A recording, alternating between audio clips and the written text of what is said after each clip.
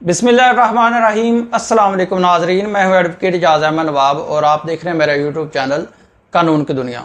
नाजरीन, आज बरोज़ इतवार इंतहाई अहम डेवलपमेंट्स हुई हैं और ऐसा लग रहा है कि पाकिस्तान नए इलेक्शंस की तरफ जा रहा है। मौजूदा PDM हुकूमत शहबाज सरकार नाकाम हो चुकी है। इससे रिलेटेड मुख्तलिफ अहम डेवलपमेंट्स और बयानात आपके साथ शेयर करने हैं, जिससे ये पता चलता है कि न्यू इलेक्शंस होने जा रहे हैं।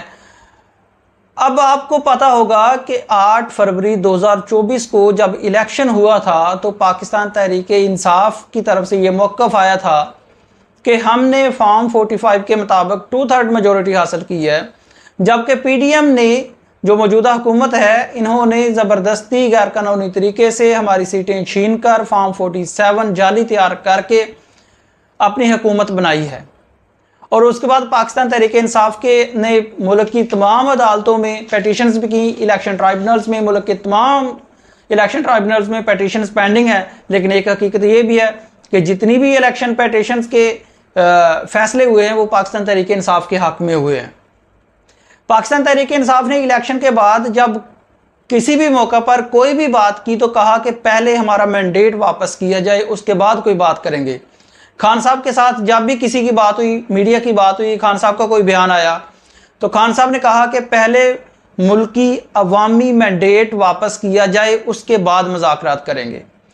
लेकिन अब कुछ अचानक से कुछ ऐसा बदल गया है कि पाकिस्तान तहरीक इंसाफ भी मैंडेट चोरी की वापसी के मौक़िफ़ से हटती हुई नज़र आ रही है।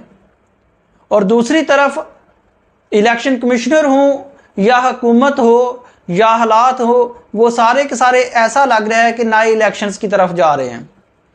मुल्क की जो माशी सूरत हाल है इस वक्त सभी के सामने है। बैरूनी सरमायाकारी जो आनी थी वो भी आपके सामने है। पाकिस्तान की जो मौजूदा लीडरशिप है, शहबाज शरीफ साहब की ये लीडरशिप में ये गए थे चाइना, वहाँ से फायरवॉल लेकर आ गए हैं। बाकी पता नहीं क्या क्या है, लेकिन फायरवॉल लेकर आ गए हैं। वो बात की बात है कि हम सेपरेट व्लॉग में उसकी बात करेंगे। लेकिन यहाँ पर यह है कि जो डेवलपमेंट्स हैं, मैंडेट चोरी की वापसी से पाकिस्तान तहरीक इंसाफ हट गई। पीपल्स पार्टी की तरफ से अहम बयान आ गया, मौलाना फजल रहमान हो या चीफ इलेक्शन कमिश्नर हों। सबसे पहले उमर अयूब साहब ने पिछले 2-3 दिनों में 2 बार बयान दिया है कि मुझे नए इलेक्शंस होते हुए नज़र आ रहे हैं। उमर अयूब साहब, आपको कैसे नए इलेक्शन होते हुए नज़र आ रहे हैं? नए इलेक्शन तो आपको होते हुए नज़र नहीं आने चाहिए थे। आपने तो मैंडेट वापस लेना था, जो आपका चोरी शुदा मैंडेट था आपके मुताबिक। लेकिन उमर अयूब साहब अचानक से मैंडेट चोरी के लफ्ज़ से पीछे हट गए और उन्होंने कहा कि जी मुझे नए इलेक्शन होते हुए नज़र आ रहे हैं। उसके बाद कल चीफ इलेक्शन कमिश्नर ने अजहर सदीक साहब की खबर के मुताबिक, अजहर सदीक साहब की खबर और सियासत.pk की खबर के मुताबिक chief election commissioner Sikandar Sultan Raja ने इंतहाई अहम रिमार्क्स दिए हैं। वो मैं आपके सामने उन्हीं की ज़बानी पढ़ देता हूँ। अजहर सदीक साहब का ट्वीट है, चीफ इलेक्शन कमिश्नर के रिमार्क्स। बुरे दिन शुरू। इलेक्शन में अदलिया से रिटर्निंग अफसरान की तैनाती के लिए चीफ जस्टिस पाकिस्तान और chief justice Lahore high court Lahore के पास गया, उन्होंने इनकार कर दिया। ब्यूरोक्रेसी ने 1977 और 2024 में इलेक्शन करवाए, दोनों बार नाकाम हुए। जिम्मेदार सिर्फ मैं नहीं हूं। चीफ इलेक्शन कमिश्नर ने इलेक्शन में बेकायदगियों और गैर शफाफियत का मलबा अदलिया पर डाल दिया।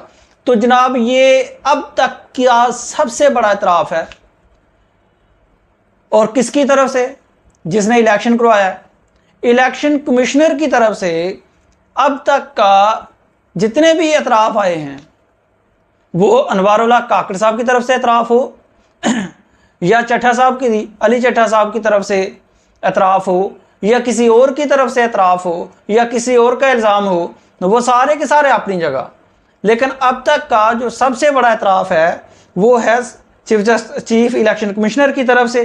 वो कहते हैं मैं तो गया था अदलिया के पास कि मुझे रिटर्निंग अफसरान दें अदलिया से, लेकिन उन्होंने नहीं दिए। मजबूरन मुझे ब्यूरोक्रेसी के रिटर्निंग अफसरान के साथ इलेक्शन करवाना पड़ा, जो कि नाकाम हो गए।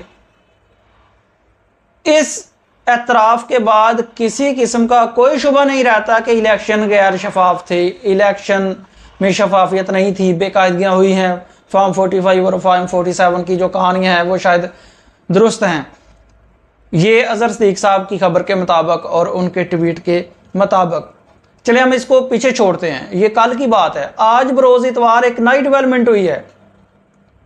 इससे भी पहले रात को मौलाना साहब का भी एक बयान आया था कि हम इस इलेक्शन को नहीं मानते।